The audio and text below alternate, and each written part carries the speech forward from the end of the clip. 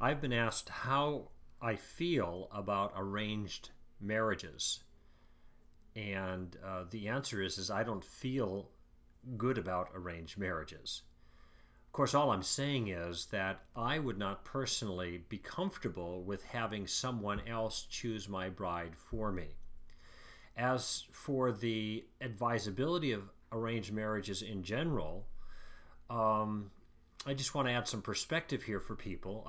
I've spent some time in foreign cultures, particularly in the East, Thailand for 7 months, and some time in India. And in those cultures, arranged marriages are not unusual. And indeed, when I was in India, the pastor's son wanted his mother to pick his bride. There they have a different understanding culturally about marriage. People don't marry for love. That's actually a modern notion. In the Old Testament times, and for a long time after that, and still in many parts of the world, arranged marriages are the norm, and therefore people do not have the cultural expectation that we have regarding those relationships. We sometimes get the impression from movies that are made about past times, especially Disney cartoon animated features, that everybody always wanted to marry for love, and that was always the noblest enterprise, and everything was about romance, and these poor people in past times were being subjugated by their parents' wishes and forced into marriages they didn't like. Now, I'm not saying that all of those marriages worked out, but I'm saying that the perspective was different. And the idea was not that you marry for love, but you marry to build a family and have a home and have a partnership for the rest of your life. And the idea was that your parents knew you best and understood the kind of person that would make a good mate for you, a good partner, a match for you long term. Keep in mind, back then, cultures didn't celebrate diversity. Diversity was not a good thing. It was a bad thing because it created instability. And this is particularly true in marriages. And it's true today. The more you have diversity in a marriage, the more instability you're going to have.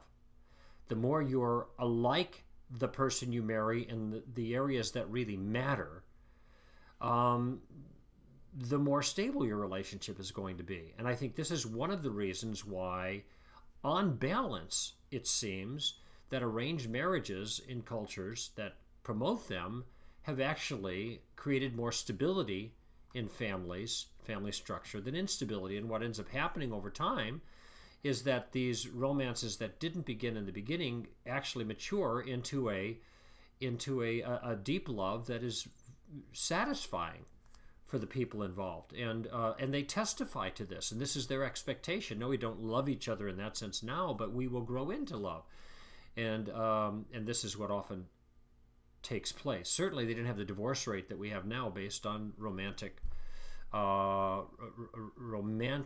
unions, or unions based on romantic attraction. There's some things we can learn from that. And that is that diversity in marriage is not good. It's bad. It's a liability. You can survive a certain amount of it, but it's going to be a strain, and marriages already have enough strain on them. So I am not advocating for arranged marriages because culturally I don't think we're people like you and I, most of you watching this video blog, are what's the right word? We are formed for this kind of thing.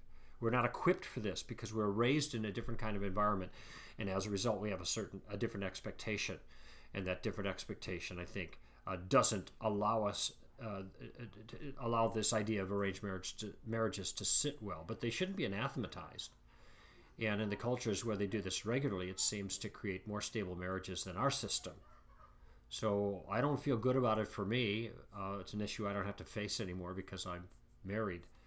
I'm taken, and that's an issue that's behind me. But I think some things can be learned from the strengths of arranged marriages, and I think we have to be very careful about the way that we make this decision here in our culture, and oftentimes it's poorly made based on poor reasons, and sometimes those reasons are excessively emotional reasons that and the emotions dissipate.